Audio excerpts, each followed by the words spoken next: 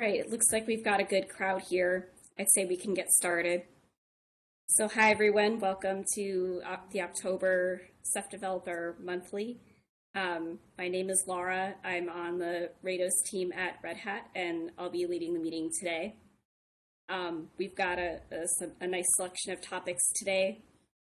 So, the agenda, we did this a couple CDMs ago, but we've divided the agenda into different categories depending on what the presentation will be about. So this first category is about usability and enhancing the Ceph user experience. And I hope the speaker who put this first topic on is here today. The first topic is a blanket mount in Ceph containers. Is the person here who put this topic on? It was me who added that topic, but Hi, Ilya. I don't actually have much to say on that. It was mostly to get Adam and perhaps Guillermo to go over this and the reasons for having this what I called a blanket rootfs mount for Ceph containers, because as the link, there's a link to the Ceph Develop thread there, and I've linked the exact message that kind of fully describes the problem. The fact that the Ceph container project and basically all Ceph containers do this. This includes both the actual containers for actual daemons. So, for example, a container for the OSD or for the monitor, as well as the Ceph ADM shell container. The fact that all of those have a bind mount for the entire root file system means that there are certain behaviors that are pretty hard to debug. In particular, this user ran into an issue with unmapping kernel RBD devices. The kernel driver was denying the unmap due to the device being in use. And that was due to the mount being pinned by the running container. And it's kind of subtle because it's only if you start the container after you've mounted something on the host. Then later, if you unmounted that, but the container is still running, you run into this issue. And it took quite some time to debug, and the original poster couldn't do it on their own. So this is something that I think we should address, not just from the usability perspective, but also there are, I believe, security aspects tied to this. They're just I don't see a good reason for mounting the entire root file system into these containers, and I would be, very much in favor of making that, a set of small targeted mounts if needed, or even just propagating the individual files required, as opposed to doing what we're doing today. That's pretty much all I have to say on this topic. I see Adam is on the call, but I don't see Guillermo, unfortunately. Adam, do you have any thoughts on this? I know there are a couple of cases that are actually documented in the code for why that was done. There was one was, I believe, a workaround for just LVM behavior. Another was related to exposing some of the locations on the host for to make monitoring working, like the node exporter in particular, I believe was the issue. But again, I don't think it needs access to the entire root file system on the host. Do you have any like any other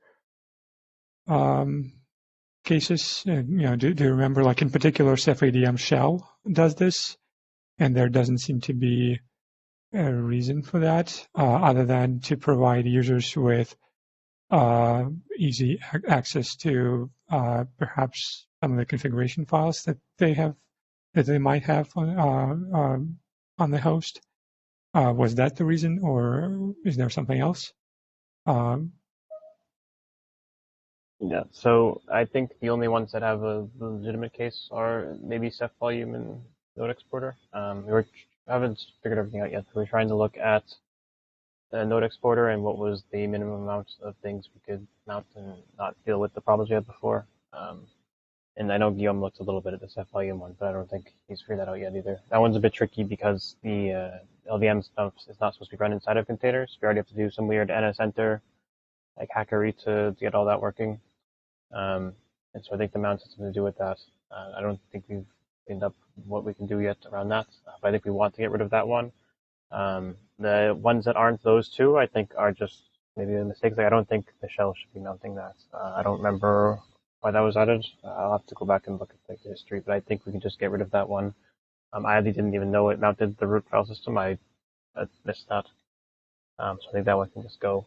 And any other, I don't remember the whole list of ones you gave, but I think only Node Exporter and Ceph Volume have any legitimate case for needing to do that. And I think the other ones should just get removed. Okay, yeah. So the Ceph Volume case and the Node Exporter are the only cases that I was able to find, with a quick grep through the code and through the history. And the shell, I was actually surprised to, see it do that. But the original poster on the thread, they actually reproduced the issue with Ceph ADM shell. The minimal reproducer involved the Ceph ADM shell container. Okay. Yeah. So that one's probably just a bug or something that got left over somewhere. The idea with that one is just we have like the mount command line options, and that's supposed to be how you include a file you want to include in there. We're not supposed to just be mounting everything. I didn't even know that was the case. I had never actually used it in that way before, so I think you can definitely just get rid of that one. Like I said, it's only the Node Exporter and Ceph Volume where we're going to have to figure out something a bit more what we want to do to make so that it still works. Okay, that sounds great. Actually, much better than I expected. If there's nothing else, I think we can conclude this topic. Awesome. I just shared a little late. I should have shared this earlier, but I created a Etherpad for notes that we want to take anything that was said. Of course, this meeting will be recorded, but just in case anyone wants to add anything. So I jotted down a few things, Ilya, in case you want to add more, or Adam, but it's there if you need. Sounds like we've got some good discussion going. Does anybody have anything else to say on this topic before we move to the next one?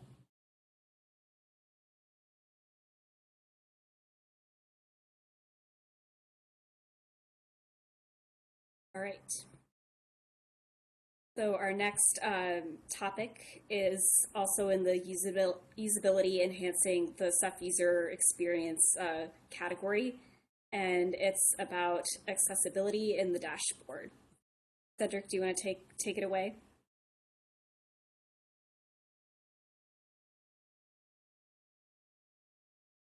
Hello, everyone. Good evening. Thanks for having me here. My name is Cedric May. I was a Google Summer of Code participant with Ceph. I worked on improving the usability of Ceph Dashboard by improving the accessibility standard of the dashboard for blind and visually impaired Ceph users. So you may ask, why did we decide to take on that project? To answer that, we first of all need to understand what accessibility is in order to better understand the problem.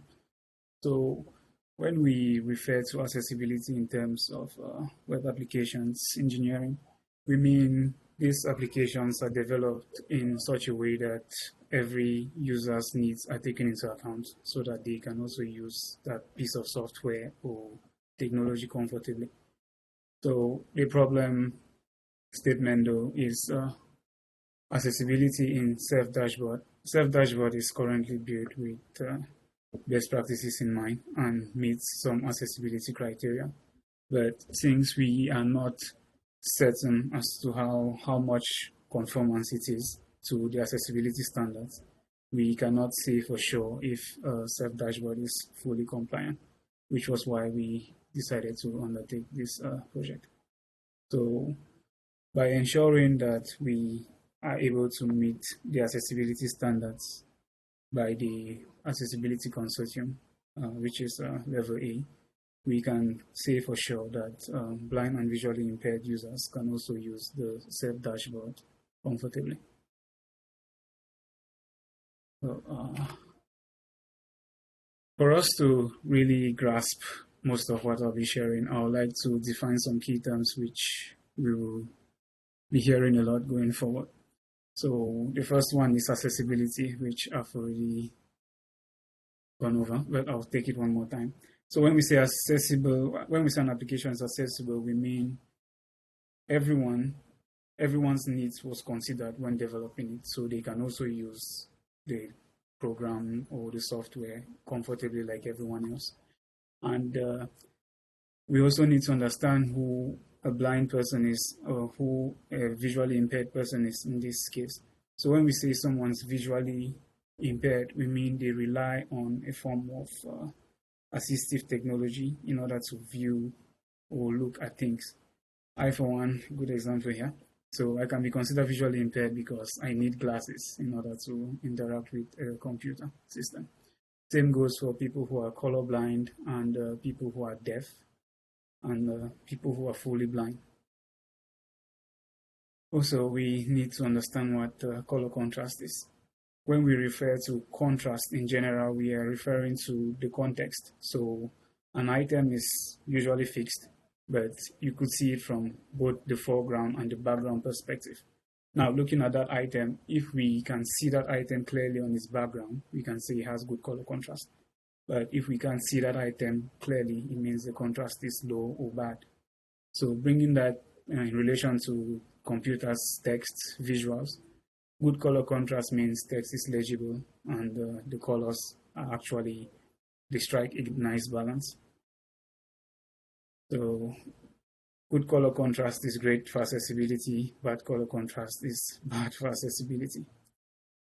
And finally, in order to achieve the accessibility compliance, we have to follow a few standards. Now, the World Wide Web Consortium has a good set of rules to follow in order to achieve accessibility compliance. So we have 3 levels.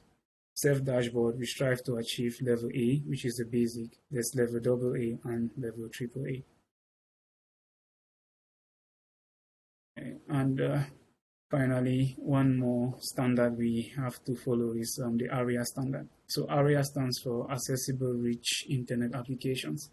This is a means by which, when developing user-facing applications, mostly in HTML, for instance, we have an API where we could describe the content for certain elements which are not having text.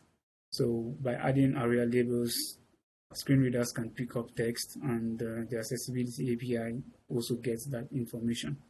So by developing the ARIA standard, we are taking care of those who cannot see the text visually but can use assistive technologies.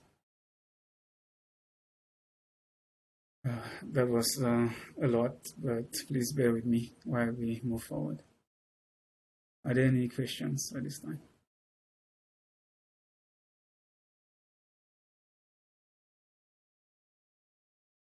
Okay, thank you.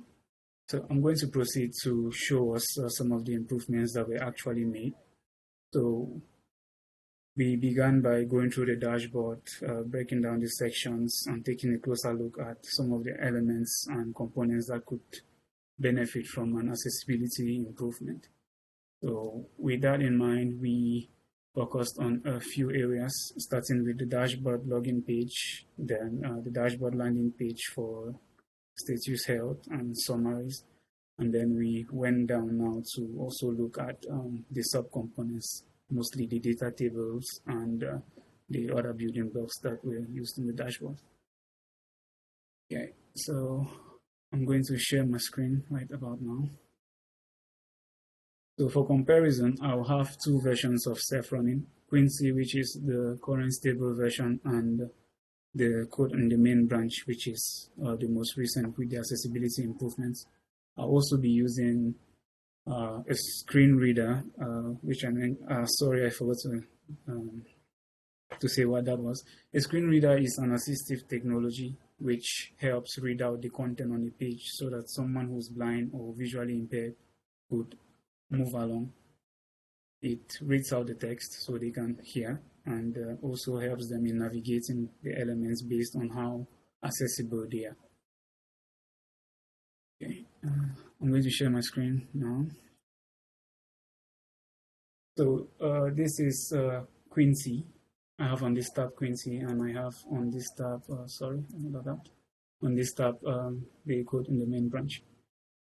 So the first set of accessibility improvements were applied to the login page to give us an idea of what those issues here were. I'm going to run an accessibility checker, which will help us highlight the accessibility issues on this page.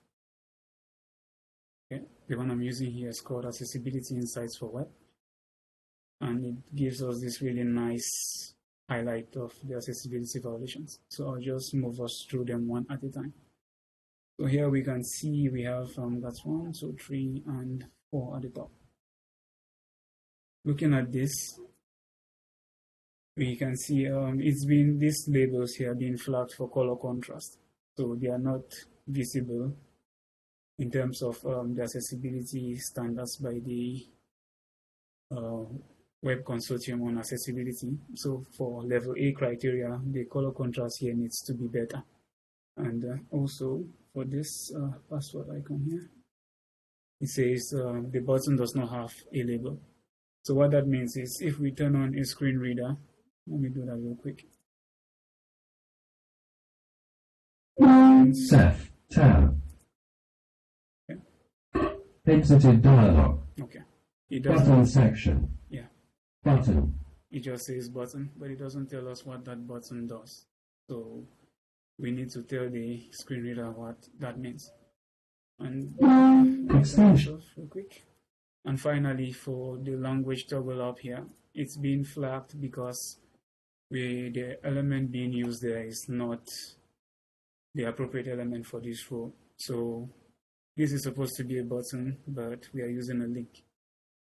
That's a summary of the issues on this page. I'm going to take us over to the fixed version and explain what we did and how it looks. Okay, so here we are. At first glance, you immediately see there's a change in colors. So we changed the colors of the dashboard so that we can improve the color contrast. And we can see here that the labels used for the input fields are a lot brighter on this background. So we improved the color contrast there as well.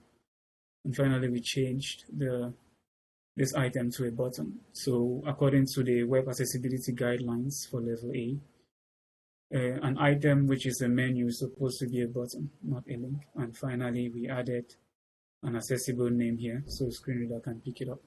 I'm going to run our accessibility checker one more time and then turn on the screen reader to give us an idea of what this looks like. Okay, so we can see there's no violations on this page, nothing is flagged. And I'll take on our screen reader.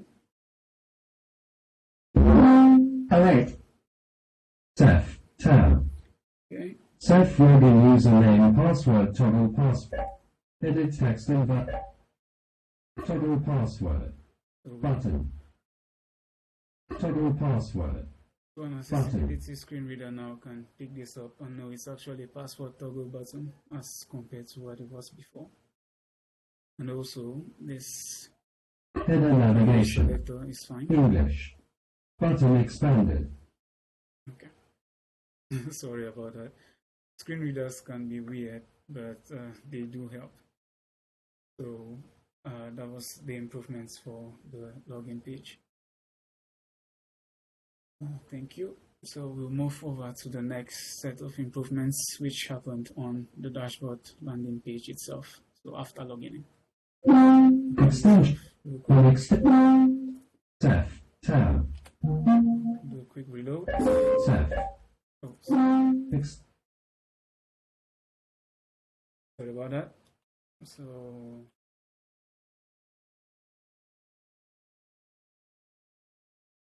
going to log in real quick. Okay, so this is the dashboard health page. Here, I'll have to turn on the accessibility checker once more so that we see the violations to begin with. There we have a few. At a high level, the dashboard landing page has some color contrast issues. We can see, for example, the health label here. It's not really visible on the white background. And according to the web accessibility guidelines, we will need to make it stand out more. And also we have the labels for the cluster cards here. The accessibility here says it's a color contrast issue as well. So the color contrast needs to be better. The text needs to be a lot more visible on the white background.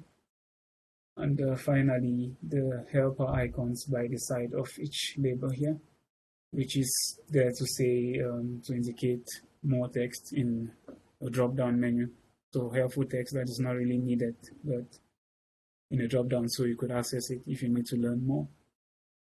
And finally, we have these violations on the side here, which are for the navigation. We will talk about this more later. So the improvements we made to this page were to change the colors here, make them a little bit darker, add accessible labels to the icons so screen readers can pick them up, and finally also change the labels to be more concise. So for a screen reader to actually call out health warning is actually longer, but if we make it something like warning or error, it's easily readable and someone could pick it up faster. So let me just show us what we changed here. The updates we made, sorry. I'll log out and head over to main. I'll log in. Okay. You can immediately see the label is changed. So for the three cluster statuses, which are okay, warning, and error, we've replaced them here with more concise text. And we've also changed the color contrast, made it a lot darker, you can see here. And then also increased the color contrast for the labels as well. And also we've added labels for the buttons, so screen reader could call them out and also increase their color contrast so they are easily visible. You will not miss them anymore. To give us an idea of what that looks and sounds like, I'll turn on the screen reader. Ceph tab. Okay. Reload once more. Click to content. Okay. Internal link. One more thing I forgot to mention was the addition of the skip to content link. The skip to content link just gives you a link to the main content of the page. So by clicking on enter, once you hear it's a skip to content link, it takes you to where the main items are that you need to focus on. So by clicking on that, we've been dropped in the main area of the dashboard. That's the status tab. And button. The icons, it just got announced. Status. More. I'm using a combination of the mouse and the keyboard to simulate how a visually impaired user will normally go about it. So I'm using Chromebox here as my screen reader, and for navigation, my keyboard. Cluster status. So heading 4. Using a series of keys. Warning. Move over to it. Hosts. 1 total. Monitors. 3.0. 1. Go back some more. Monitors. Hosts. 1 more. Button. Status. Okay. So that's just to give us an idea of how a typical visually impaired person would navigate the dashboard with an assistive technology and how the updates that have been made actually help out. Okay, thank you. And on to the next. The improvements were quite substantial to say. Sign out. Edit text and text. Sorry, screen readers can also be very fast because, well, depending on how fast you can transition between different items. Okay, so the next item we took a close look at was the dashboard navigation. Let me log in here.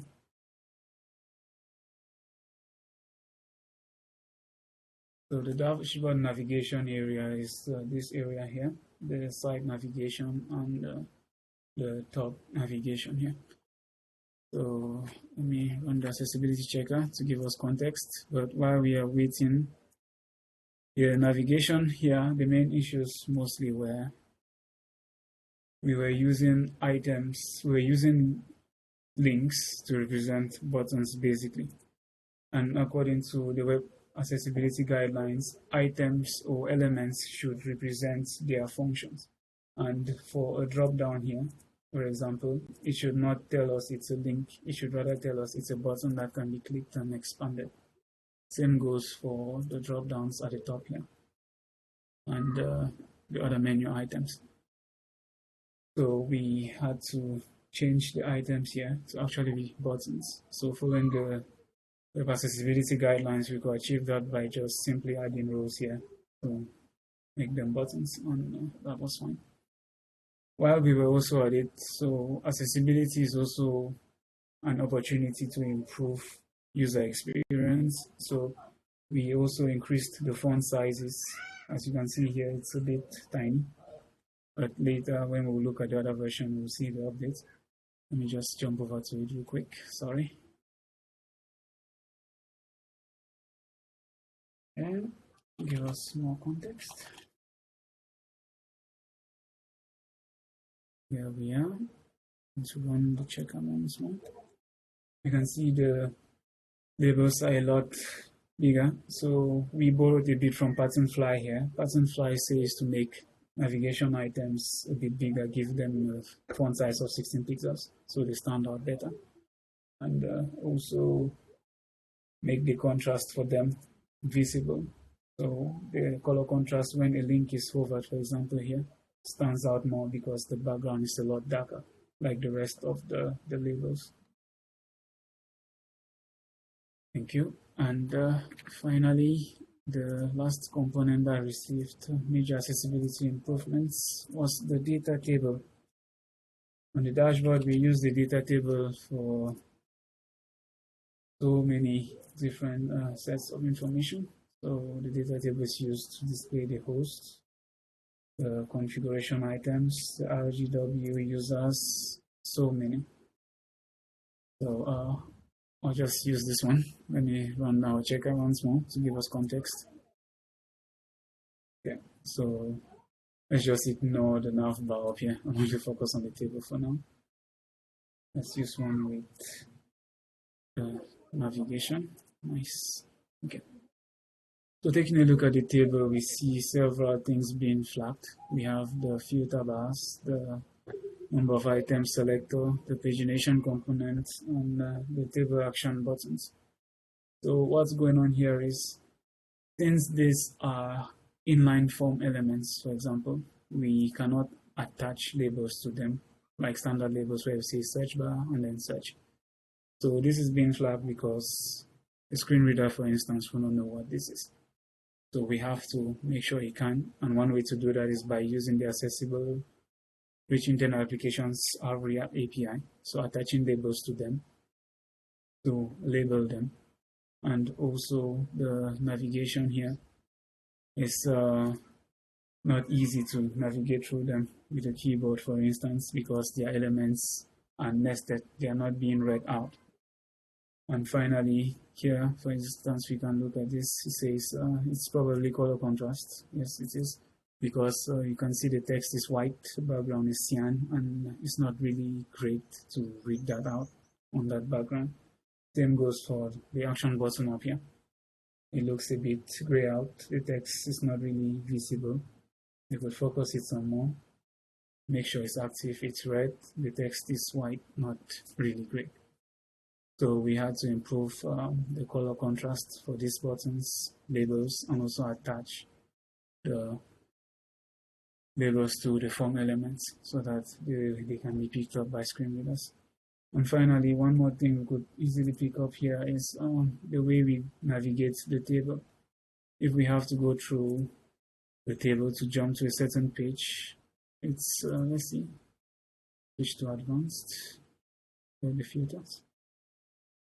And we see we have 1,876 items on this page, divided into a set of pages.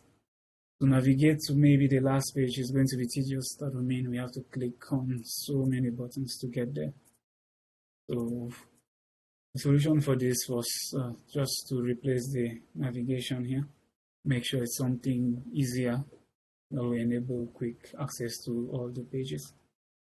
I'm going to head over to main, show us what that looks like.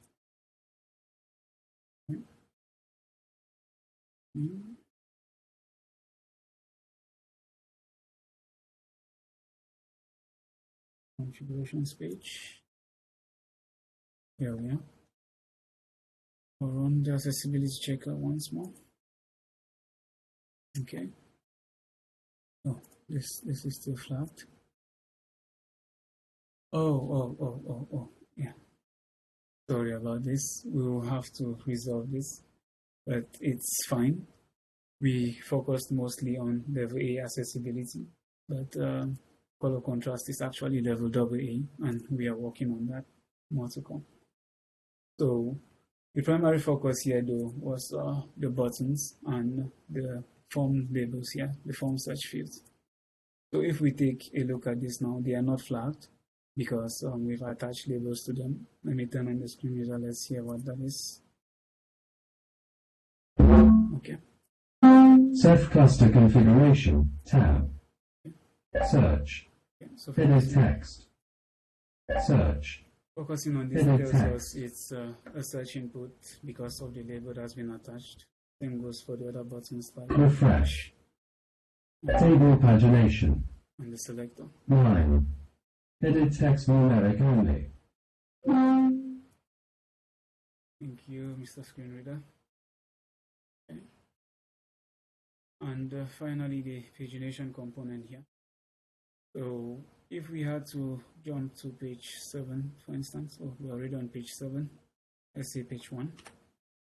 We're on page 1 and page 5. We're on page 5. We no longer need to click on 1,000 buttons to get to where we need to. And also, some other improvements that were made here were mostly to the pools. Let's see. The search bar. The search bar was being flagged because it didn't have a title attribute, and it's required to attach titles and progress ratings for bars which are not visible or legible in text form. So we added those. And finally, some tables actually have, let's say, these selectors. You could select some rows from tables where you could actually do multiple selections. But these were being flagged because they were not accessible and you could not tell what state they were in. That is for a screen reader, of course. Let me turn that on. Ceph object gateway users. So, Not checked. so if you click on it, it tells Checked. you if it's checked or Selected. not. Checkbox checked. Okay. So it now reports whether the row is selected, and if someone was No navigating limit. through it using Expand / collapse row. Wait. it's going Select. to be easier for them to pick No up. limit. Select. Okay. So if you do that, we select that. It tells us if it is, Checked. and if it tells Not us checked. If it's not as well. Select. Checkbox not checked. Okay, so that's a summary of most of the accessibility related updates. One more change that was done in terms of the navigation was Toggle sidebar visibility. 2 tabs, for Scrollable. instance, Hosts. Hosts list. navigation tabs. Tab selected 1 of 2. So it tells us if a tab Tab. is selected or not. Tab list. Ordered list with 2. Tab list. Host. Tab list. Overall performance. Tab not selected 2 of 2. Hosts list. Okay. Tab selected 1 of 2. So what that tells us is we can now navigate the tabs with a screen reader too, basically. Sorry for the screen reader being this, but that gives us an idea of why we need to make things accessible, because visually impaired users really struggle. Okay, and that's a summary of most of the accessibility improvements. And one other thing which we also included was end-to-end accessibility testing. So after doing all of this, including the labels, making sure certain sections are conformant, we had to make sure that there is no regression on that.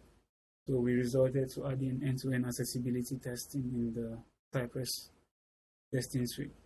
So when we deploy this, it goes through the testing pipeline. If any errors occur or any accessibility violations occur, we will know about them and how to fix them immediately. And also, what's next? So some of the accessibility improvements are still ongoing. We've mostly focused on attaining level A, which means it's the most basic level, so that users could navigate the dashboard comfortably, but we could do more, we could do better. So we could strive for level AA, level AAA. So we are currently working on that, going through the dashboard, finding certain areas that we might have missed, and then working on that. And finally, one more thing that's coming for accessibility will be a dark mode theme. We can see here on the login page has this dark theme. The colors are not really shouting out. You can look at them and your eyes won't hurt much. So we plan on extending this functionality to the rest of the dashboard so that you could also navigate it in the dark mode and not stress your eyes quite much. And also we've included documentation. So if we take a look at the dashboard development guidelines, there's a new section for accessibility, which will give us some tools and some practices to follow to develop with accessibility in mind. And thank you very much for your time. Does anyone have any questions?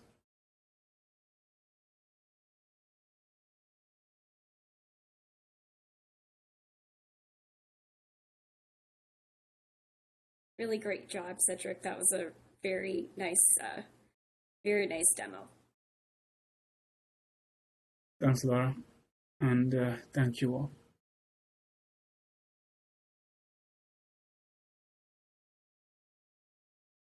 You'll have to check the chat, Cedric. You're getting some comments from people.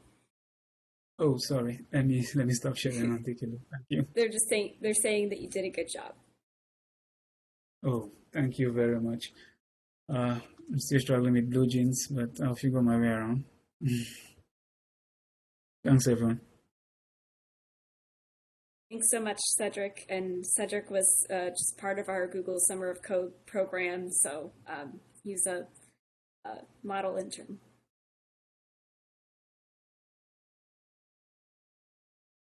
Awesome. Does anybody have any questions for Cedric?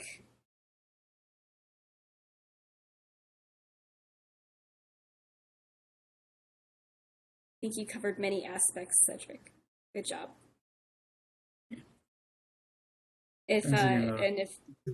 Yeah, of course. And if anybody needs something to reference, there's an Etherpad associated with this presentation that's on the agenda, and I shared it in the chat. So yeah, if you have any questions afterwards, you can reference that. Awesome. So our next topic, still under the usability enhancing the Ceph experience category, is the dashboard landing page update. So you guys can take that one away. Yeah, I'll take it away. Hello, everyone. My name is Pedro Gonzalez, and I am currently working with the Ceph Dashboard team. So as Laura mentioned, I'll be showing you guys what we have been working these past few weeks. Let me share my screen. So yeah, as mentioned, these past few weeks we have been working on revamping the landing page for Ceph Dashboard. So today I'll be showing you the work we have done so far. As this is still a work in progress, but I'll gladly show you guys what we are doing and how, and yeah, so that's it. So first of all, why are we doing this, right? The goal would be to show meaningful data on the landing page of the dashboard, and in a way that it's very easy and accessible for the user to see what's going on their cluster, on their system, on their Ceph dashboard, right? That's the first thing you see when you enter the Ceph dashboard, the landing page, and we want to have we want to give clear feedback there. So let's go with some history of the landing page we have got so far. This is the first version that came out in 2018, and you can see that we will be changing this a lot. This was the second version that we got. It is it looks more like what we got so far, and this is our current version, right, of the Ceph dashboard. This is what we are working with at the moment, and this is what we are trying to achieve at the moment.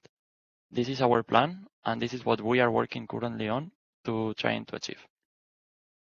So this is what we plan, and even though we are still working currently on it, we are making really great progress, and we want to show you guys what we got so we can get some feedback as well.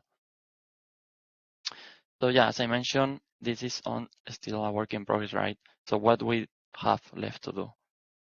I'll be showing you right now in a couple of minutes a first look into it, a demo of it.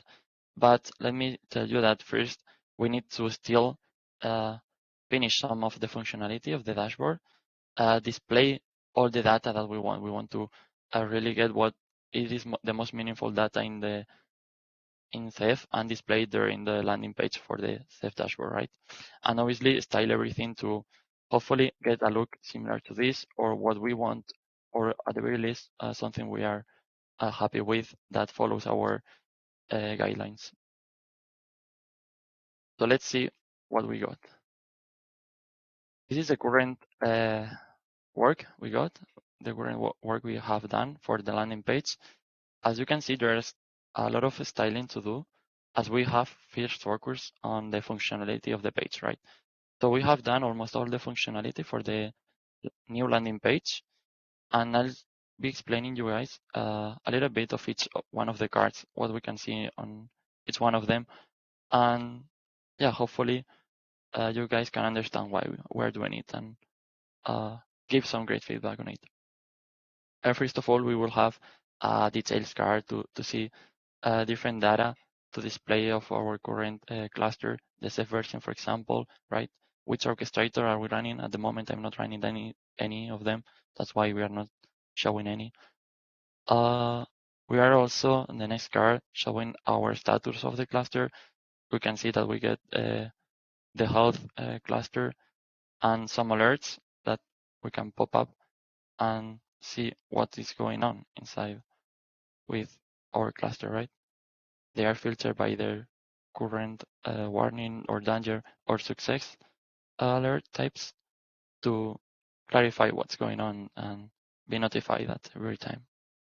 Next up, we got a capacity card to display the data we are currently managing using and how are our clusters at the moment, which is very, very similar to what we have at the moment, but doesn't mean that it is not useful, right? So we want to keep that in there.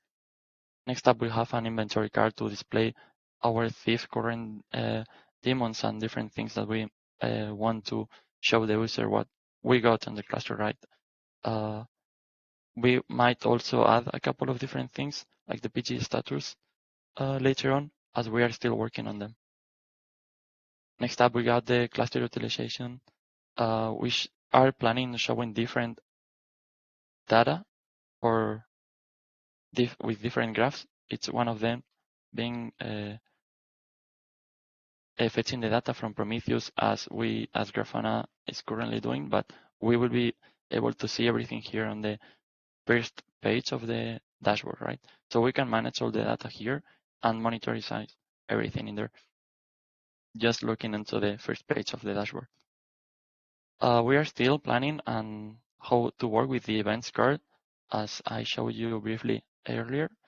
But since we want to get in the landing page the most meaningful data for the user and what we might think that it is the most meaningful, we want to avoid having the repetitive data, and that's why we are still analyzing and considering different options here.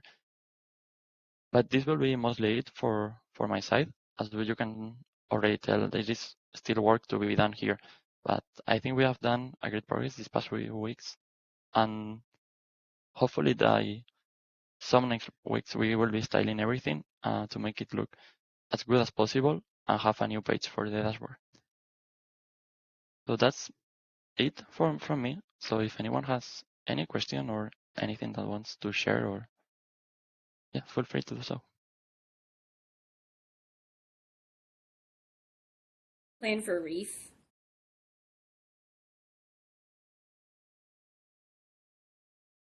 Or what upcoming releases this kind of timeline wise plan for?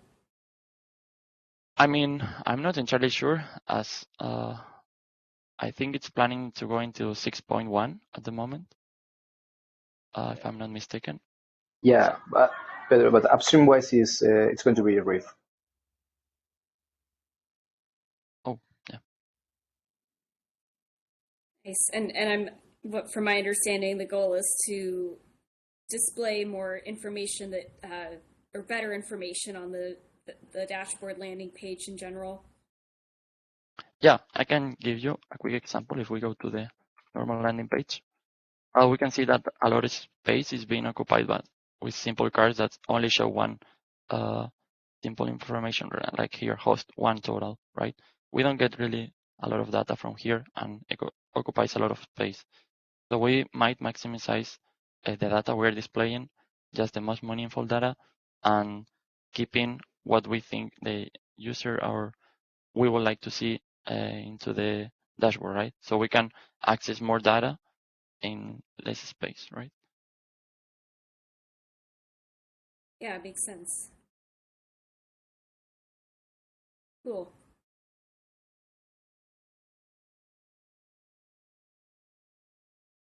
Well, thank you. If anyone, any questions? Anyways, if someone wants to get in touch with me, feel free to do so. To give me some feedback on what they think of would be a great upgrade to have in the new landing page. So thank you very much.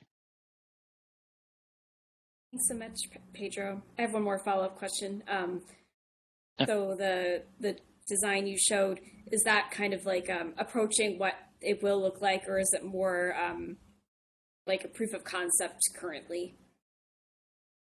Both, I would say, right? So this is Okay. what we first planned, but this is what we are going for, right, at the same time. It's still up to change, obviously, but this will be mostly what you will see in some weeks. Cool. Thanks, Pedro. Very nice work. Does anybody else? Oh, thank you. Does anybody else have any questions for Pedro?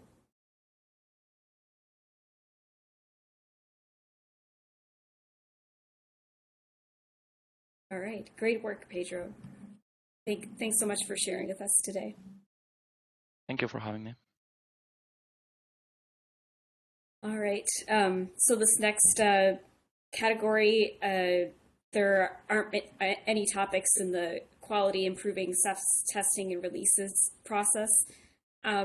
So I'll skip it for now, but I can come back to it in case anybody wants to or forgot anything to add under there. But I'll just skip it for now. The next category that we'll talk about today is performance, boosting Ceph's speed and memory usage. The first item on the schedule here is manager architecture proposal. And Perry, I'll let you take that away. Hello, everyone. I'm Pere. I'm from Dashboard Team 2. I'll be talking today about the architecture proposal that I've been reading about. And I've most of the people here have already seen this slide, so I hope there is someone that hasn't. But basically, if you want to reach me offline, you can reach me to Perman 2 in Ceph Developer and Ceph Dashboard. So feel free to do so. I'll take the feedback seriously. Anyways, starting the presentation, we are going to look at the context first, how the manager is currently working. Then we'll move on to the issues with this architecture. And then at the point you will see the new architecture that we want to develop. And last, as the plan we have, this will change over in the future. With the context, we can look at this pretty simple cluster, obviously, but you can see that we have mobs and then we have managers in its host, and this always goes in pair with the monitor. And the default is architecture where only one manager is active. And if we look closely at this manager, what it does is retrieve the data from the monitor and it centralizes the data from different places. Let me just sorry to interrupt, but I think your audio is pretty choppy, and there's some discussion about it in chat. Oops. Yeah, I think it's a network problem for you. I see your connection slow.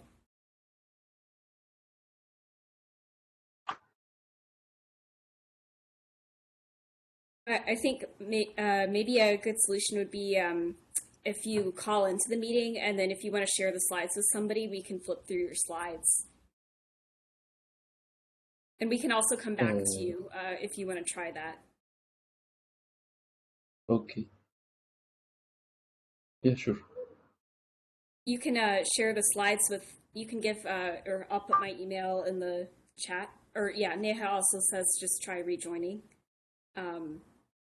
But if it still isn't working, you can share the slides with Ernesto or me, and we can, you can narrate your presentation through your phone. Okay, 1 second. Can somebody let me know if Perry is on the call yet? Can you hear me now? Yes, I can hear you. I think that's much better. Okay, perfect. So let me know if I'm on the right slide, or just say next slide when you want me to advance. Perfect. You are on the spot, the right spot. So I'll start from there. Okay. Awesome. So here you can look at the manager active more closely, and you can see that we have the data that we centralize on the left, the manager map, FS map, all of those maps. And also at the right, inside the manager active process, you can see that we have an embedded CPython interpreter, and these CPython interpreters also have sub-interpreters in different threads, and those threads also hold the modules of, the Python modules. So if you can go to the next slide. Since we are working with CPython interpreters, we also have the global interpreter log. And this global interpreter log, what it basically does is, if you can move to the next slide. What it does is it blocks, only one sub-interpreter can work on the global interpreter log each time it wants to perform some actions in Python objects. Can you move to the next slide? Yeah, right. So yeah, only in actuality, only one thread can work with the global interpreter log, meaning that if you are performing something on one module, you might block other modules. Also, move to this next slide.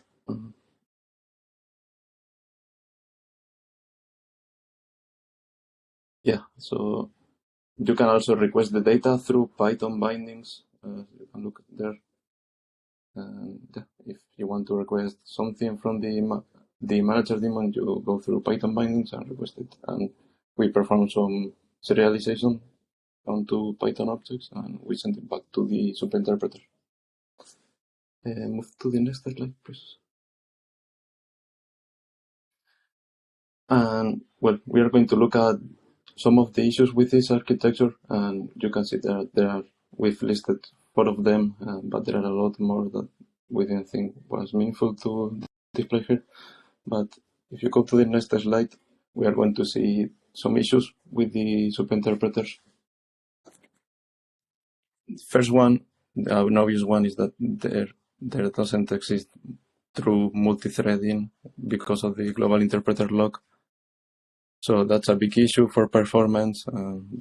That makes the manager easily, well, it becomes a bottleneck for different modules.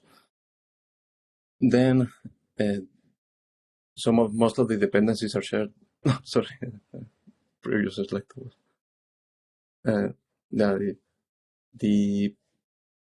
So some of the dependencies are, well, most of the dependencies and maybe all of them are shared between modules, meaning that, for example, the cherry pie version is shared between different modules, and we probably want to move to different dependencies in different modules. And for example, if you want one dependency in one module, we can skip it in the other modules. Also, there are some packages that have embedded state in the interpreter. For example, the NumPy package. That means that if you import NumPy in 2 different superinterpreters, it may cause some unknown issues. A security problem that we can also have if there are some non-core modules that could gain privileges through the manager. You could also call the orchestrator module through a new module if you wanted to. Move to the next slide, please.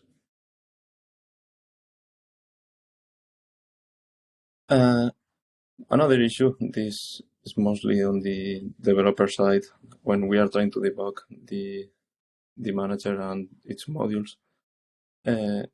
Because of the way it works, we only have one entry point for all the modules and the daemon itself. So when you start the manager, it will start the interpreter inside, so you cannot start a Python module by yourself. And that also means that you cannot call the debugger for each Python debugger to its Python interpreter. And move to the next one. Well, I think there are going to be some extra slides there. Yeah, I pasted some logs that how it looks at the end, our logs. You end up having these print debugging sessions in each feature that you want to develop in the manager, well, in the module that you are developing. So it ends up being, well, it makes us less productive. Next slide, please. Also, whenever you try to enable or disable a single module, it will end up restarting the whole interpreter, and also it will respawn the manager.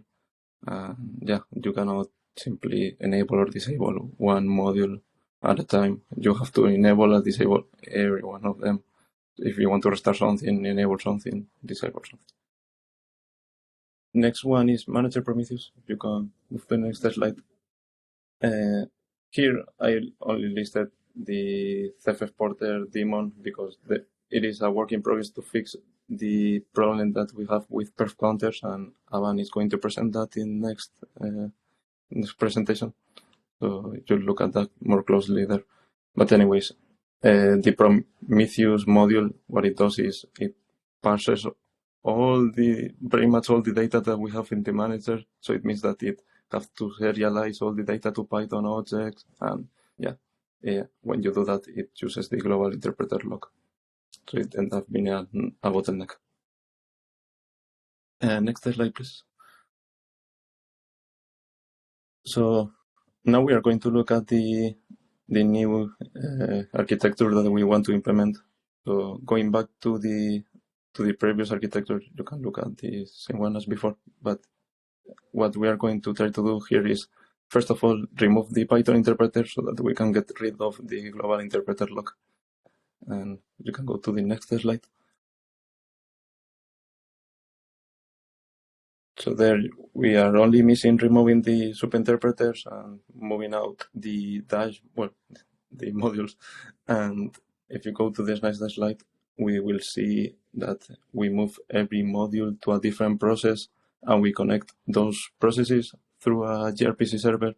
And we are going to talk more about the messaging protocol that we want to use, but for now, let's think about gRPC server. So we have a gRPC service that connects to other modules. And if you go to the next slide, we see that we'll also have to add health checks to the modules if we want to restart some of them because there was a failover situation. Also, you can still request data if you go to the next slide. This time around, instead of serializing to Python object, we will serialize to the schema of the messaging protocol.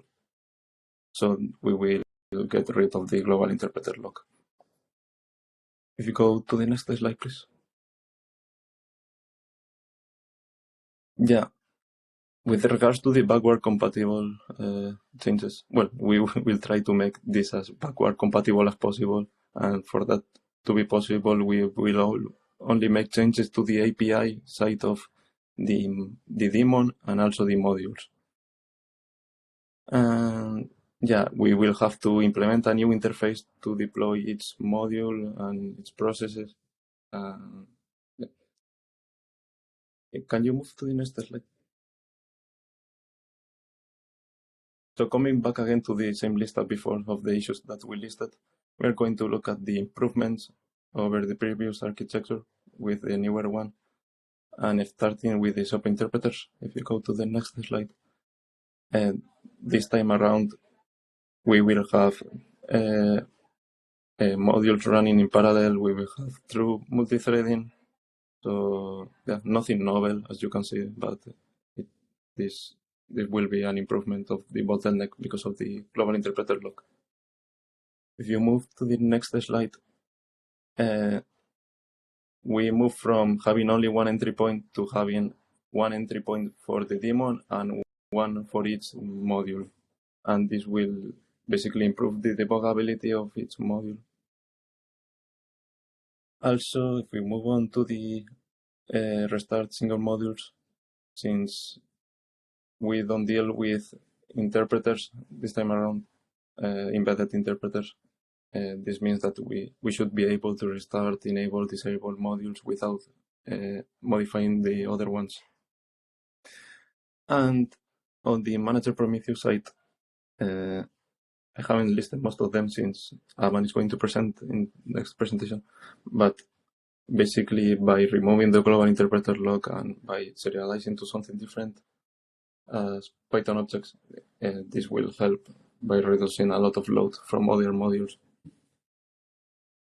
Move to the next slide, please. Yeah, and we also got some extra improvements over here. One great improvement, I think, could be nice, is having different modules written in different languages instead of all of them written in Python. And also, something great for us developers would be to run Python modules by yourself instead of having to run them through the manager API.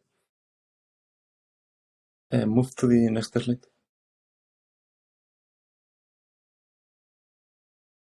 Yeah, we are going to look now more about the messaging protocols. We've had a lot of discussions over here, so we are going to list some of the features each protocol we've listed has.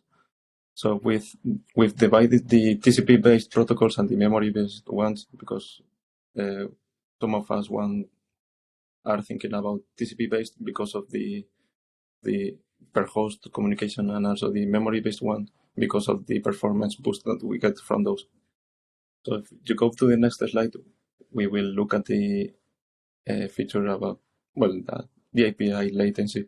So with TCP-based protocols, we will obviously have more latency because of the network abstractions.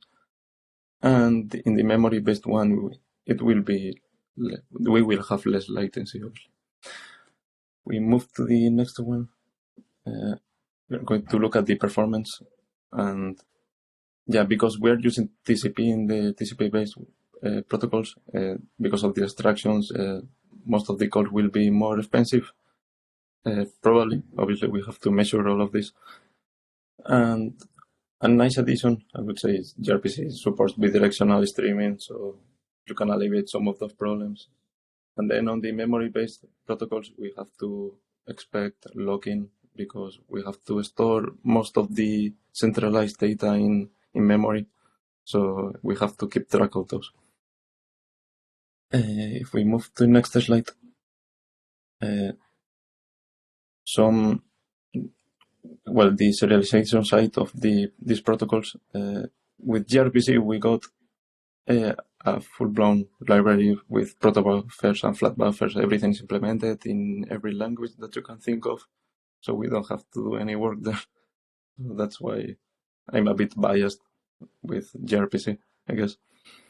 Then we have the messenger too that come from Ceph, and to serialize these messages, right now we can only use C++ classes serialized with buffer list, so we will have to implement those in every language. Same goes for memory-based ones with shared memory and dbus. We have to implement the serialization for each one of them, so yeah, there is a lot of work to be done if we want to go with those. And next slide, please. Also, one great feature with gRPC, I guess, is that we have one tool to generate code for every language. And yeah, I think that's a great improvement. So we don't have to deal with implementing every API call for every endpoint that we add. And this is an existing in the messenger one, the shared memory one, and there seems to be some packages for each language, so we would have to look at those. Next one, please.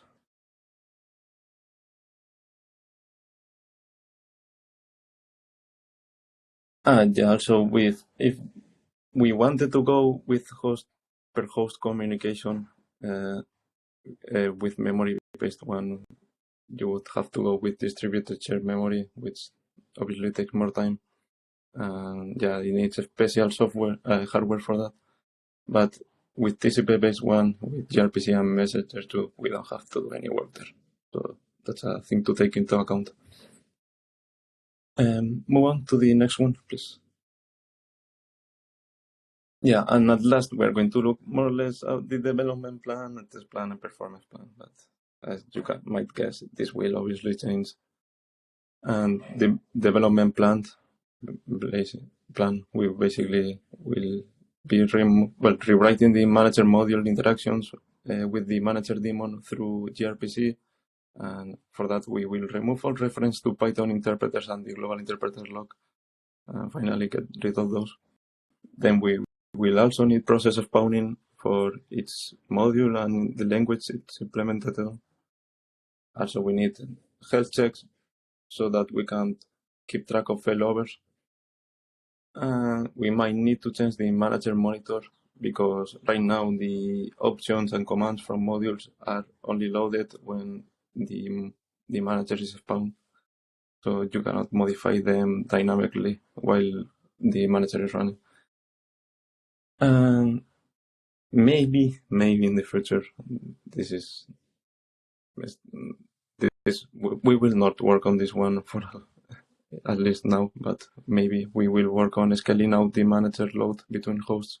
But yeah, we still have to look at that. So we are not sure about that one yet. And yeah, and about testing, same as always, tautology, we expect to pass tautology, the dashboard end-to-end test because this runs on VMs, and we test a lot of features about per module communication, inter-module connections. And in the performance side, we have to do a lot of work there. Obviously, we have to make a first measurement of the previous architecture and then compare to the new one. So we will have to disable all the modules and create a benchmark module that runs parallelly.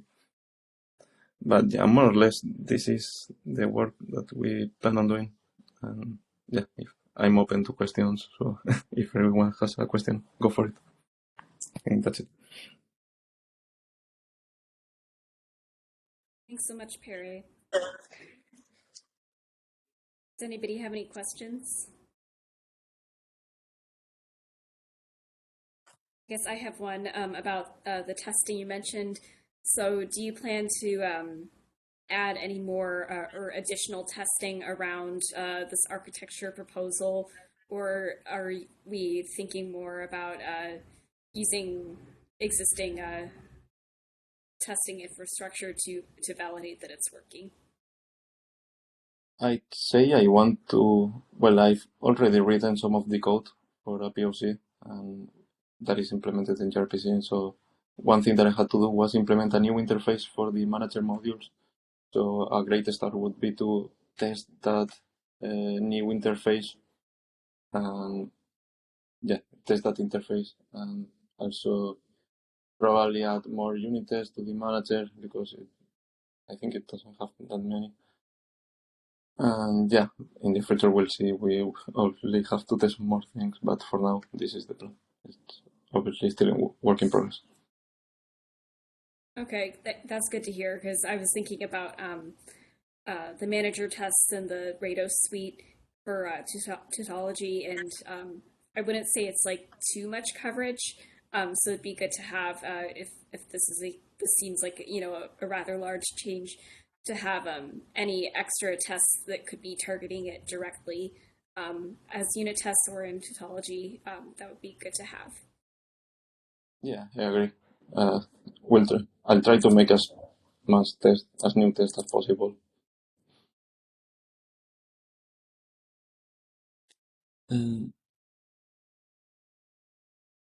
So Matt mentioning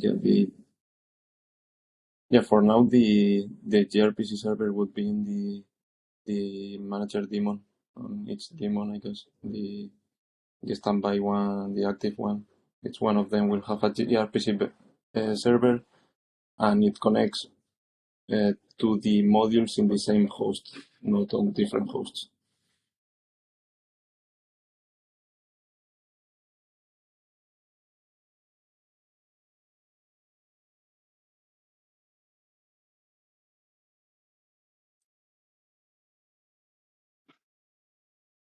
Oops, what? I don't know.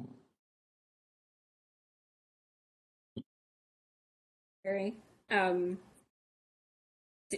was adding something to the agenda. Did we get through all the questions here in the chat? There were two from Matt Benjamin. I thought I answered it. Okay.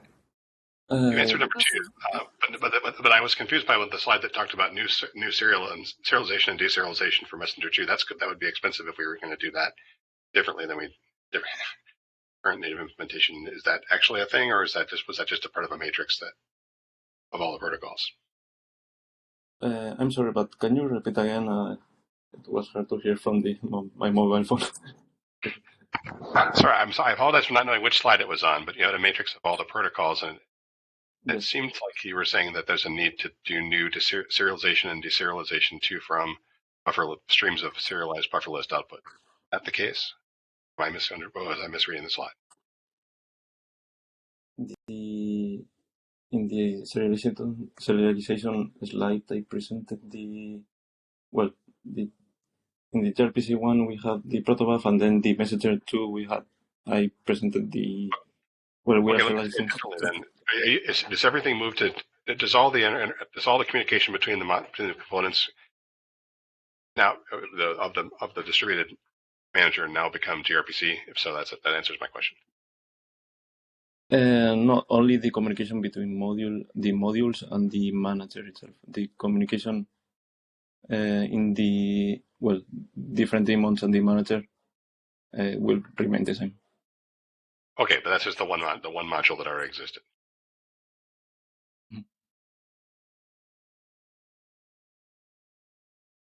I'm not sure if this is the slide you were mentioning, but yes, that's the slide. So I'm just. So is there anything new that gets done on the right-hand side of Messenger 2 or not?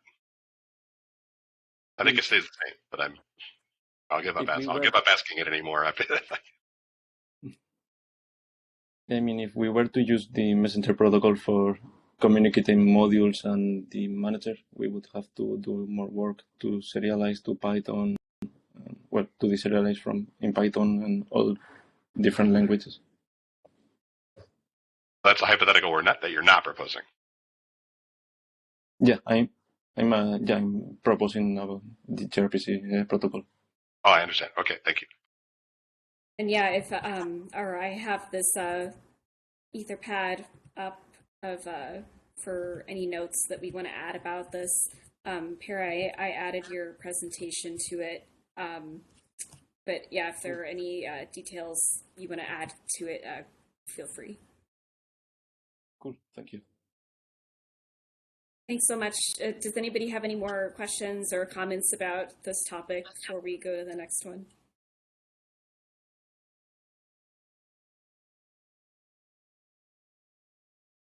All right. Oh, Sam, go ahead. Can you guys hear me? Yes. Okay, cool. My question was, there is communication between manager modules. How does that get addressed? That is, there are shared memory structures that multiple manager modules access. I had different plans for it. The first one that I tried, at least in my POC, was having gRPC server for each module, so it looks like more peer-to-peer, but we didn't like that, and we thought of having the communication done through the manager, and basically having a pub sub server in the active manager, so that you send a request and you have an interface implemented in a different module where you expose the methods that you want to expose, basically. So, for example, the dashboard makes use of the orchestrator a lot. So we would have to have an interface in the orchestrator that exposes all the methods that we want. So we would try to make this as easy as possible. So, for example, having a decorator for each class, each method that you want to expose. So everything is exposed with that decorator only. Something like that. That is the plan for now. But yeah, we are open to feedback on that side too. I mean, bluntly, that seems like the most complicated piece here. Much more complicated than the interface forwarding from the manager. Do you have a slide on that architecture? You mean the communication between modules? A slide for that? Yes. I don't have one currently, but I can try to make one and send it to you. I'd encourage you to focus on that sooner rather than later. I think you're going to find that that's an important piece. My other question was, this is strictly single host, right? Yes, it is. Okay, good. Right now, it is.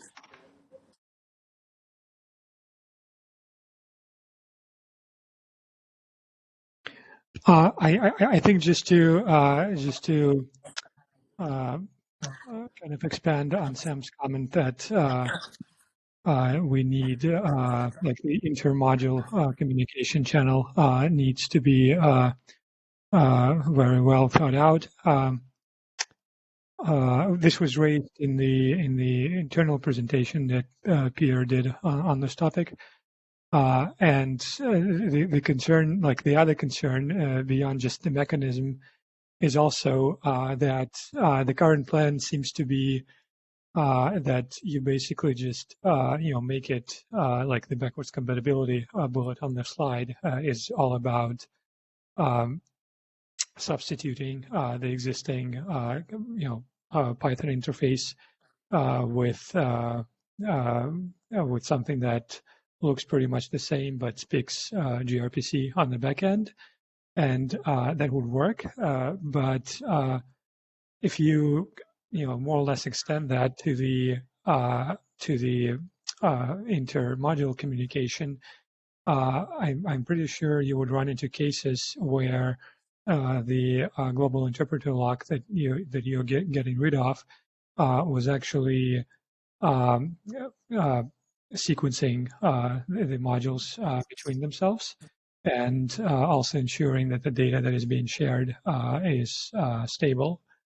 In the pub/sub approach that you mentioned, this would no longer be the case, and it's not just a mechanical transformation of we used to call this API, so how about we expose it through pub/sub or any other means.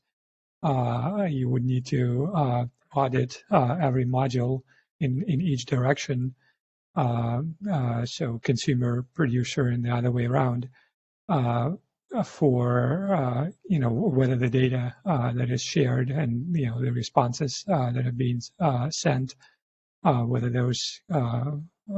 that's mutable data or something that needs to be protected across this API calls, potentially from multiple modules. Because if you imagine, the orchestrator module might actually serve not just the dashboard but also someone else. And there are all kinds of consistency questions that come up here at scale. There may not be much of this there today, but with this, the architecture that you're proposing, it basically encourages decoupling everything as much as possible. And I'm afraid that you might find that, especially between the dashboard and the orchestrator, or between even between how the different modules are exposed to the cluster state, to those shared maps, there might be some assumptions that what one module sees, the other, pretty much sees the same thing, and that would no longer be true in the proposed architecture.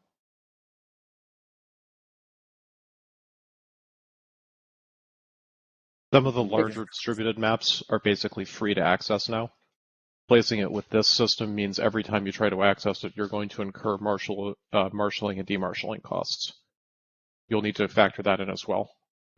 Just piling onto what Ilya said, I'd really encourage you to audit literally every such shared memory access before you start on this. For real. Makes sense. So, make a list and send it out to Ceph Developer. Yeah, I would like just to make a comment on that, because currently the official way to communicate cross modules is via the remote call. I don't think that's heavily used, actually. I think it's only used occasionally between dashboard, orchestrator, also the NFS module. I think that's also does that. And in my opinion, that's always been not an optimal pattern, because basically it makes every piece of code in a module like an external interface, right? So basically every module could consume other modules, functions or methods, and that's not ideal. So in this way, I think the idea would be to force the modules to indicate which methods are available for public consumption by other methods, and actually enforcing a public API for each module, rather than the current status, which is that you can call, and I think that also happens in telemetry, right? I think telemetry consumes via remote call info from other modules, or the dashboard itself does that with telemetry. So I think having well-defined interfaces is great, but that's not what I'm talking about. If, for instance, PG map that goes through the gRPC server instead of the current approach, I think that would be ideal. And also we have faced issues in the past with this, because you basically have access to the memory arena of other modules, so technically you could corrupt that. I think it's been an anti-pattern inherited from the sub-interpreter things. Yeah, those things are all true. What I mean is that when you need to marshal data, like a big chunk, for instance, a piece of the PG map or something, from one piece to another for real reasons because of an external interface, it's still more expensive in this scheme. That may well be fine, but you won't know until you audit the code.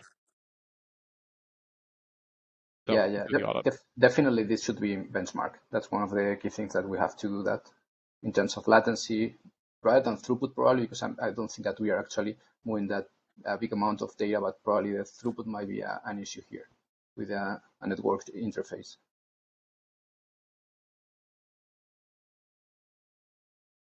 Yeah, it's just based on some of the kind of past experience. I remember us running into performance issues with just repeated like encoding and decoding of those maps, so that suggests that this code path, or at least in some of the cases, that's a very performance sensitive path, because there we were talking about shared memory, but just CPU overhead from decoding it from a from a buffer list and back essentially, or between the Python object and the the C++ representation. In this case, we're also adding a hop over gRPC, so some of those call sites might be a problem. And I'm not calling this out as a blocker for doing this. What I'm saying is that it's worth doing the work right now to identify any of those problems, because as Matt's pointing out, there are other techniques for sharing well-distributed structures like that across multiple processes. And that's what you'd have to do. It's not that it would make something like this impossible. It's that knowing about it now will allow you to make better decisions. So I'm asking you not to be surprised by it, basically. Yeah, as I said, we have to measure everything right now. And yeah, I'll take into account that comment. For sure, I didn't think of that. So yeah, I'll be looking at it. And it sounds like you have a proof of concept going, so that groundwork can be incorporated in with your proof of concept, deciding all of the and measuring everything, and yeah, seems like that can be worked in.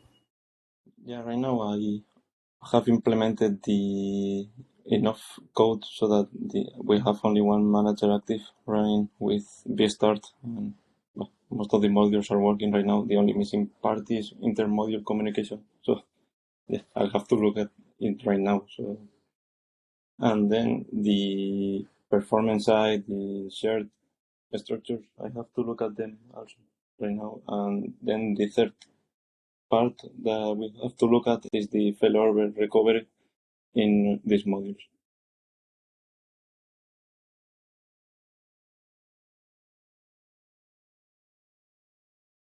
That says, I think introducing distribution now is good, but mostly because it prepares for scaling beyond single process later.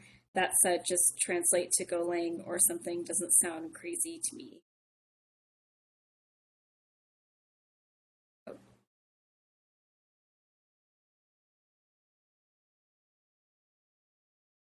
Well, good. It sounds like we've got some good feedback here, Perry, and I've written down a lot of what people have said. Also, we can have this video to refer back to, but I've got some notes written down. So good job on your presentation, and your I'm glad to see that you're working on a proof of concept so you can address all of these concerns early on and provide like points of measurement to answer some of these questions. Yeah, thanks. And kudos to you for having presented this now 3 times. Very good job. Yeah. Thanks so much. Does anybody have any final comments, questions, or concerns for Perry about this presentation?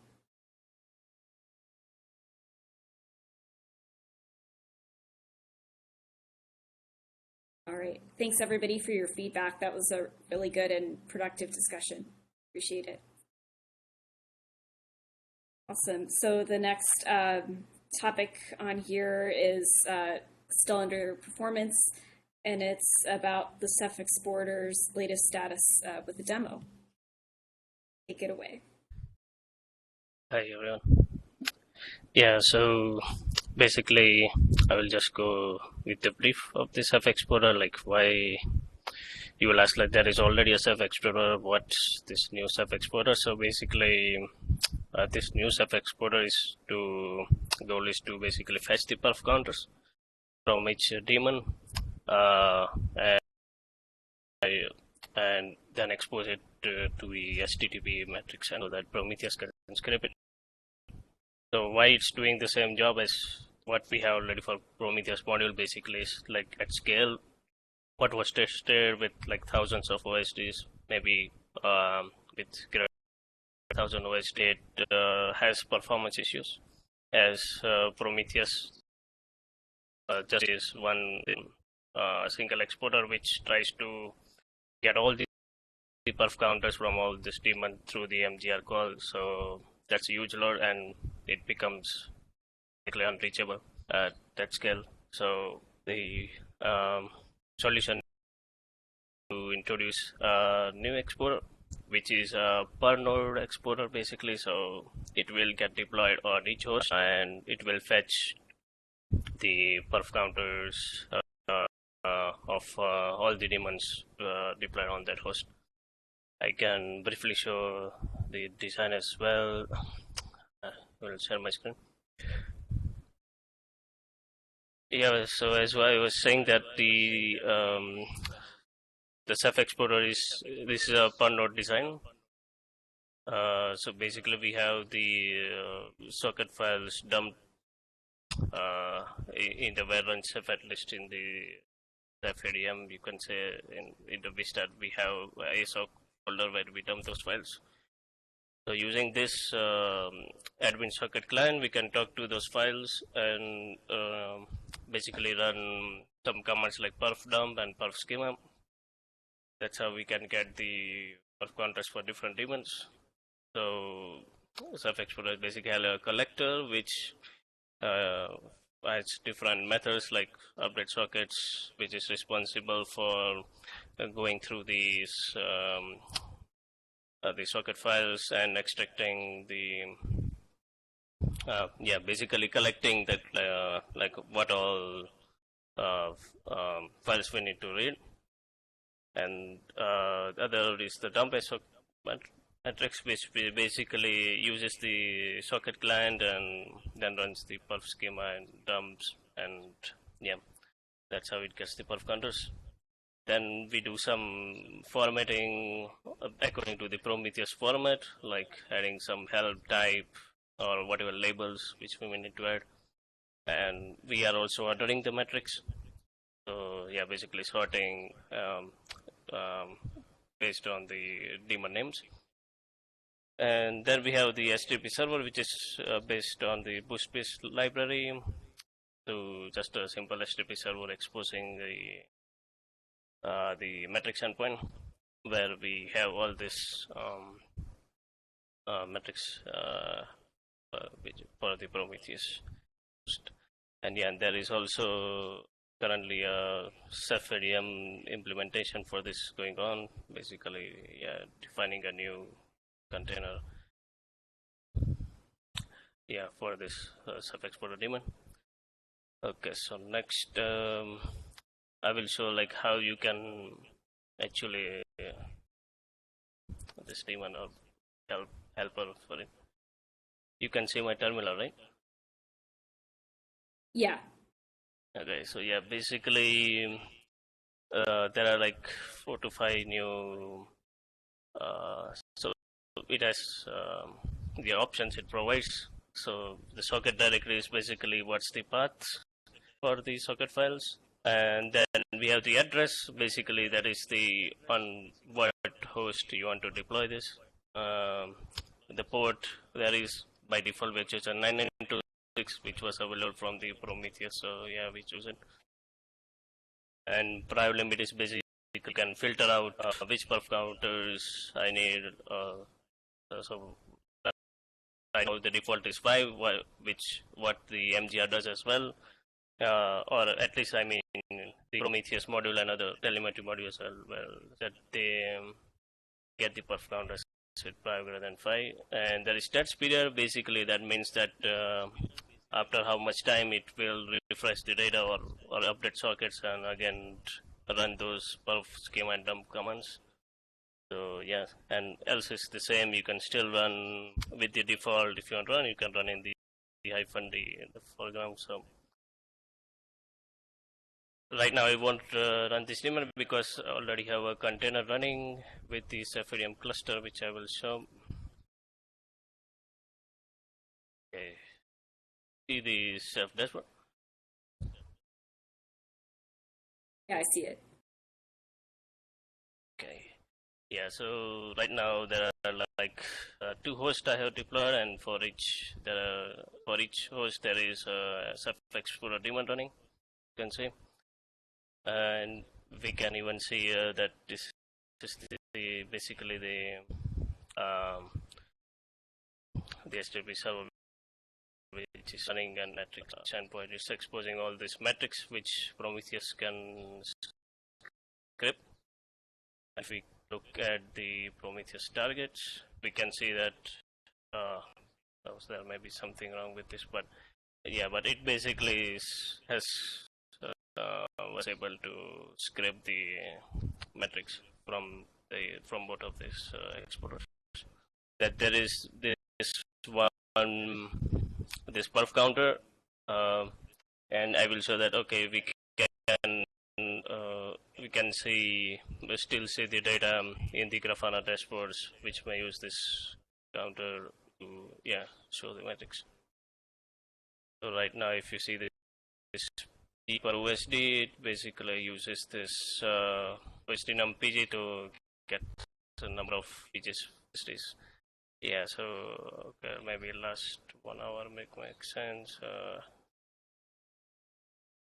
Yeah, so it has some data coming, which is basically was coming from this exporter.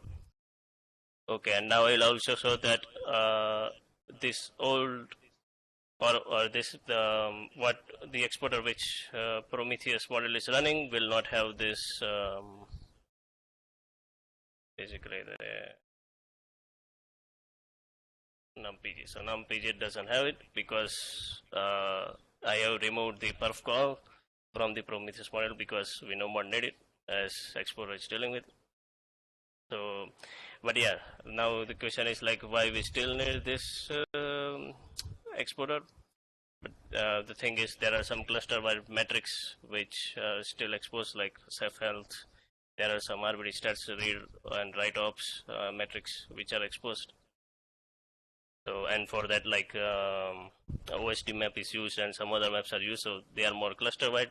And this is a Pandora exporter, so we still need this the old exporter for the cluster-wide metrics at least. But yeah, still exploring what can be done, or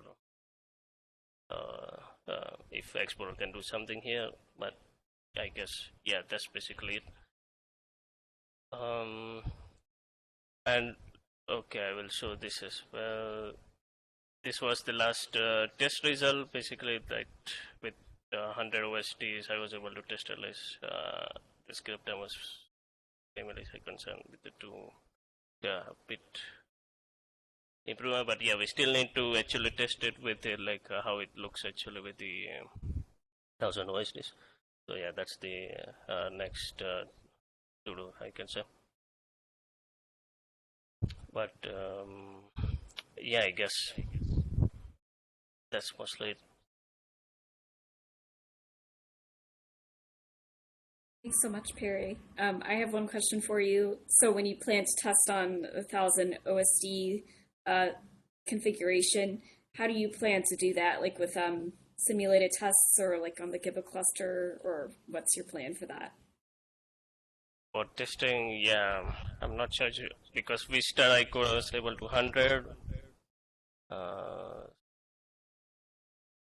Maybe yeah, the plan was to maybe somehow get with the Ceph box.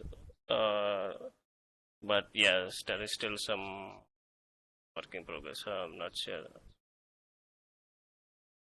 Okay, because yeah, I'm not sure how, if you could for sure go through with this path, but something I had in mind was our Gibba test cluster, that it's 1,000 OSDs or around that number.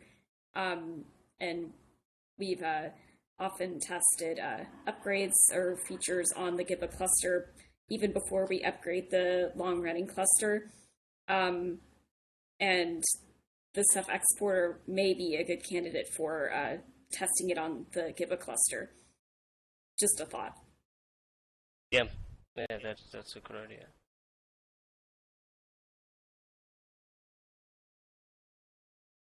I really like the live demo you did. A couple CDMs ago, we had a discussion about the load on the manager with the perf counters. So, and we had mentioned several different avenues. One of them was the Ceph exporter. So I'm really excited to see all of this work that has been put into it since then, and how polished it seems.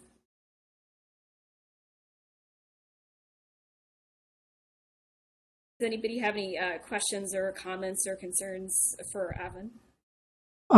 Yeah, I had a question. Maybe I just misunderstood. You mentioned something about kind of cluster-wide metrics, and does it mean that the Ceph exported daemon, at least as currently implemented, does it mean that apart from scraping the admin sockets on a particular node that it's running, that it also connects to the monitors to get the cluster maps?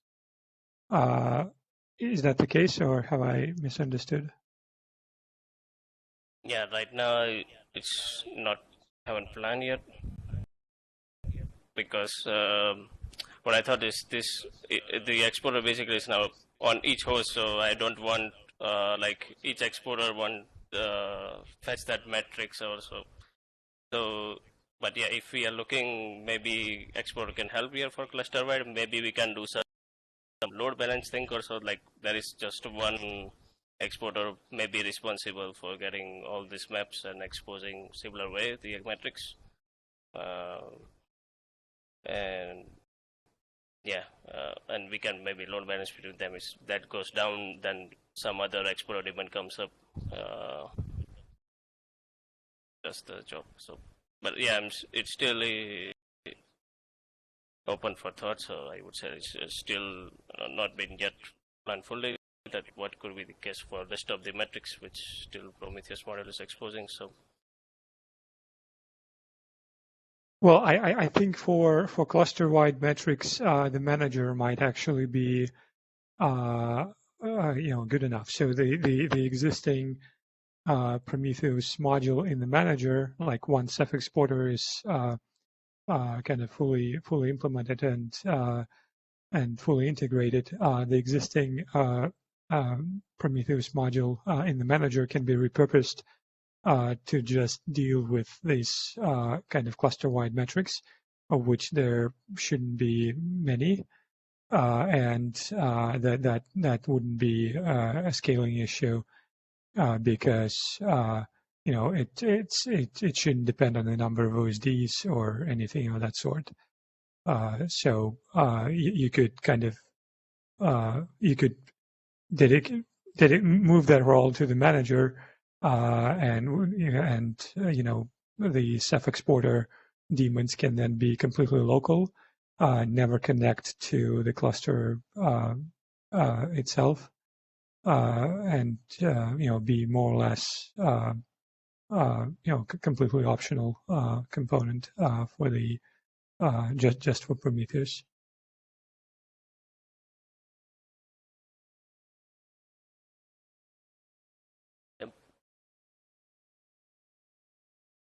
And actually, kind of one more related comment is when you showed the Ceph exporter daemon help in your terminal, there was, apart from the options that actually make sense for Ceph exporter, there was a bunch of kind of standard options that I think are there just because you've you've used like you basically cut and pasted it from some other daemon. And so things like, for example, debug_ms, that's an option that is specific to Ceph Messenger. And, that's a debug level for the Ceph Messenger. And if the Ceph exporter daemon is, completely local and interacting with the Ceph cluster or interacting with the Ceph daemons only via admin sockets, it shouldn't be necessary. And the same goes for, the ---- ID and the ---- name, the ---- cluster, et cetera. All of those options should not be there because Ceph exporter should not need them. Yeah, Good that's points. yeah.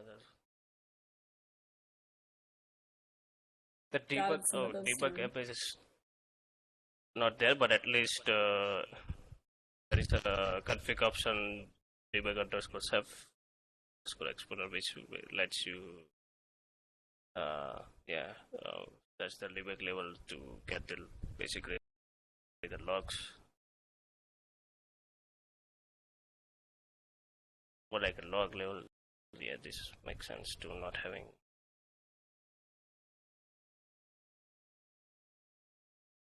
Well, actually, I see that Casey mentioned in the comment that Ceph exporter does connect to the cluster in order to get the config.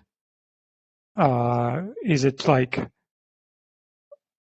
I wonder if that's really necessary though, because on the well, I guess it may be necessary for the to get the desired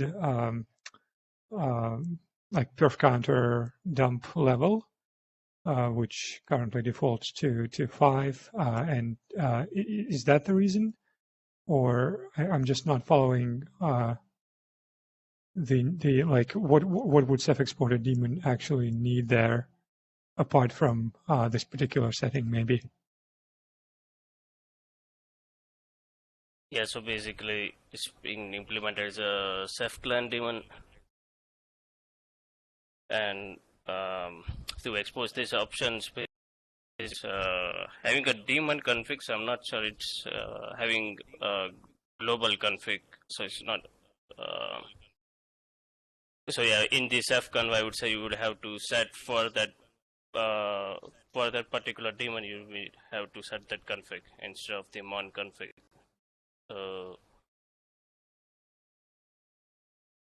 Yes, but the question is access to that config even necessary? Whether global or local, that's a step Yeah, I guess. further. The question is it even needed in the first place?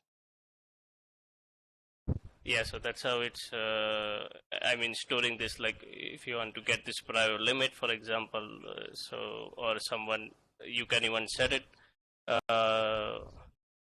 this Ceph config option, and change the priority. So next in the next loop, and when this once that period is complete, then it will, fetch the perf counters with that new priority limit you set. Okay, so you're basically saying that currently it's done to be able to get the prior limit value from the centralized config store on the monitors, and that's the only thing that the Ceph exporter daemon is interested in. Or is there something else? Like, that's basically my question, because I'm not clear on what else may be needed. If it's just the prior limit, like the quote unquote log level, that's fine. I was just wondering if you were looking at some other configuration options, because and what the use case for that was, if any.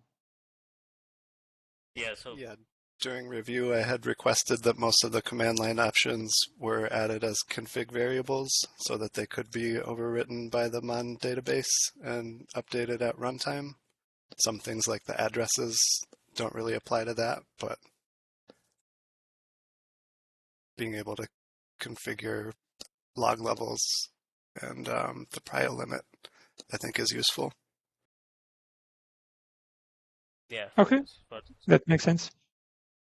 In that case, those options should of course be there. The ones that I picked on in the help output. Apologies, I had to drop for a moment because I had network issues. Did I miss something in the last 2 seconds? No, I don't think so.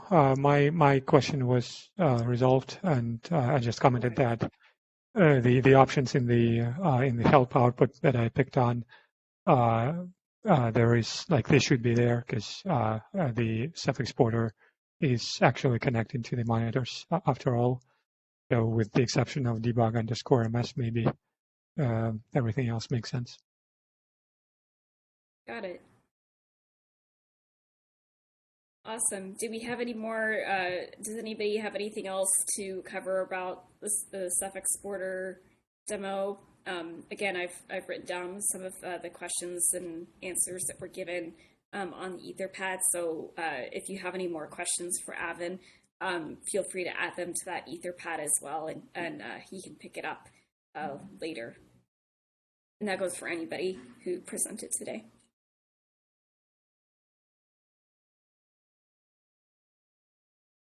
All right, we're a little bit over time, but we still have one more topic, so I think we can get through this last topic. If you have to go, that's totally fine, but for those who'd like to stay, this last topic is from Peter, and it's about an RBD-like virtual disk. Okay, so I'll make this really quick. So I'll copy 3 things in the, 3 links into the chat. This is a paper we presented at Eurosys this spring. We've been working with Red Hat on an alternate log structured virtual volume, and it's basically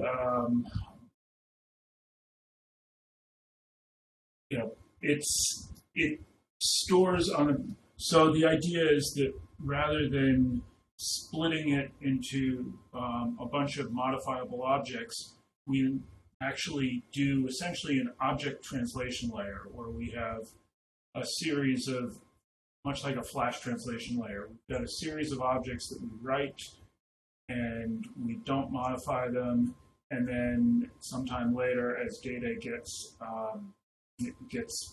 outdated, we garbage collect and delete.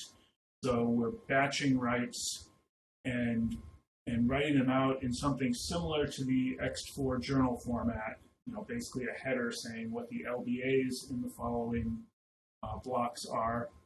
And we use a map from LBA to a location in this stream to handle reads. And then we also have a local cache where we journal data,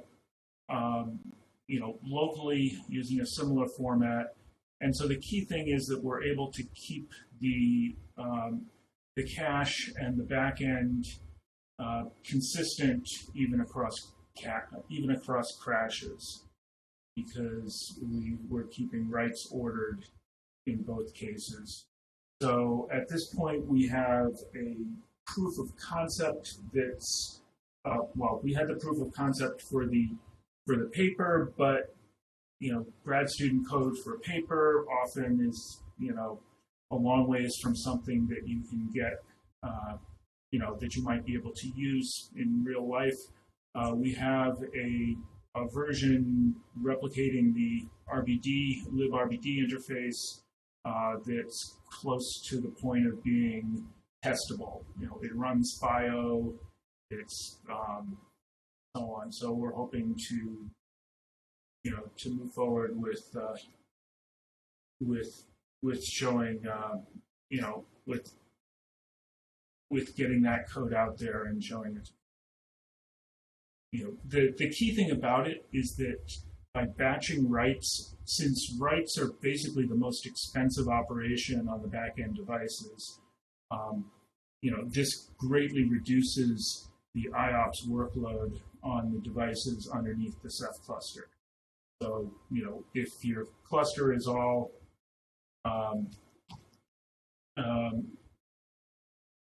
okay, yeah, so there's a couple of issues here. Yes, the LBA map is periodically checkpointed, so we only have to, serialized and saved. So rebuilding it isn't that big a deal. Sequential read performance is, right now we don't have a wide enough range of workload tests to tell whether it ever runs into significant trouble due to read fragmentation. We do have a defragmentation mechanism in the garbage collector, which seems to perform pretty well on the real-world traces.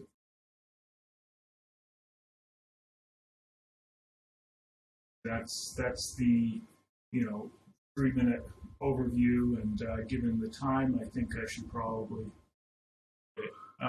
So garbage collection strategy is, well, one is that we garbage collect slowly, since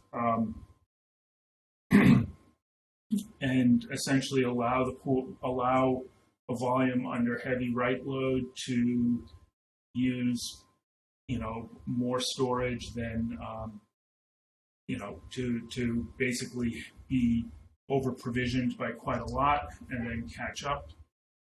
We'll point out, yes, one thing about this is that it works well with erasure coded pools, which actually give us higher batch write throughput. So we're saving, a factor of 2 right there.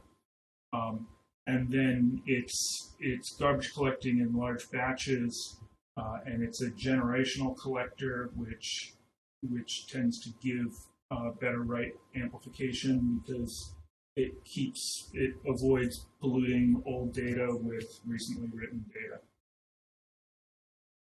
So, and finally, because of the cache, a lot of the garbage collection can be done without having to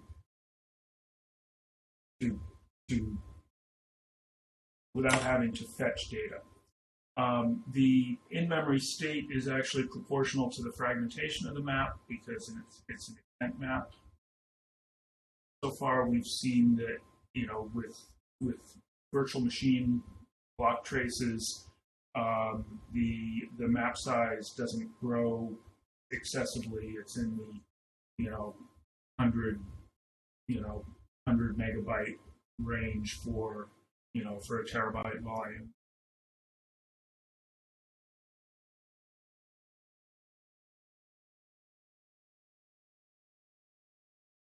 Awesome. Thanks so much for that rundown. And thanks, Sam, for your questions. This looks really interesting. Questions. Does anybody have any questions or comments for Peter?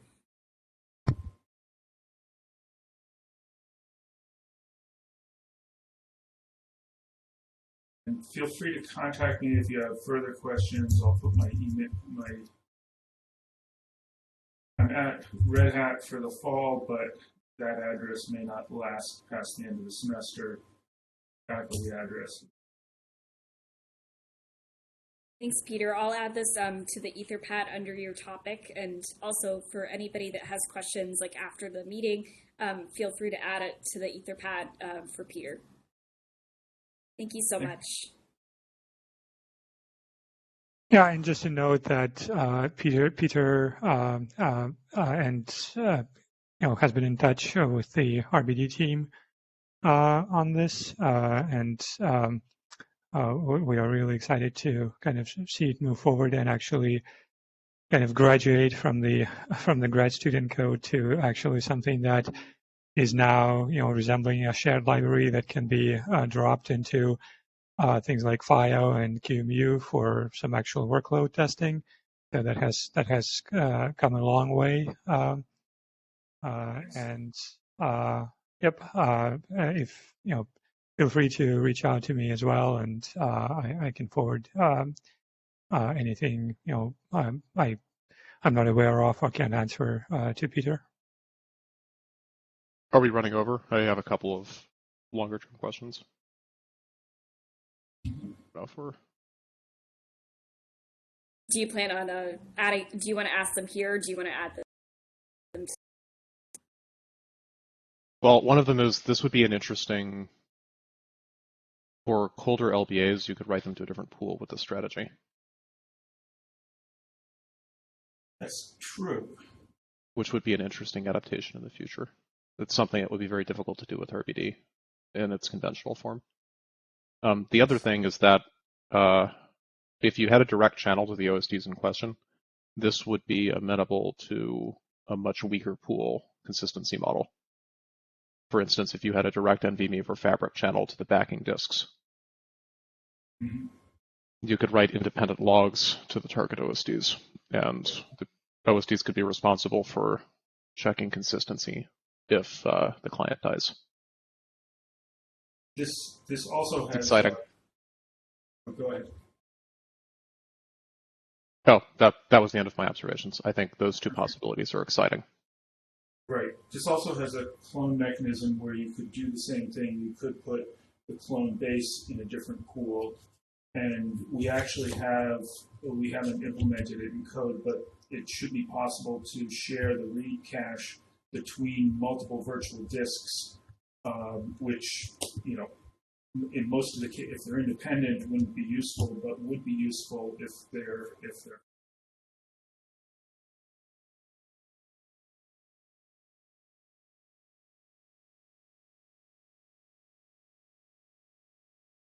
It's in fact the original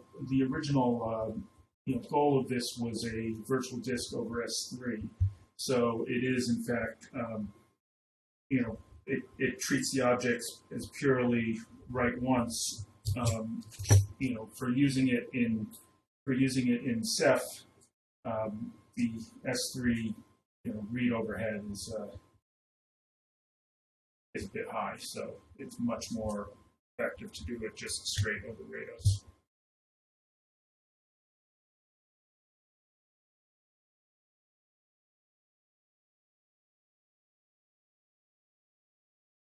Awesome. Sam, did you have any more? Oh, go ahead. Was somebody trying to talk? Okay. Awesome. Did anybody else have any more follow-up questions for Peter?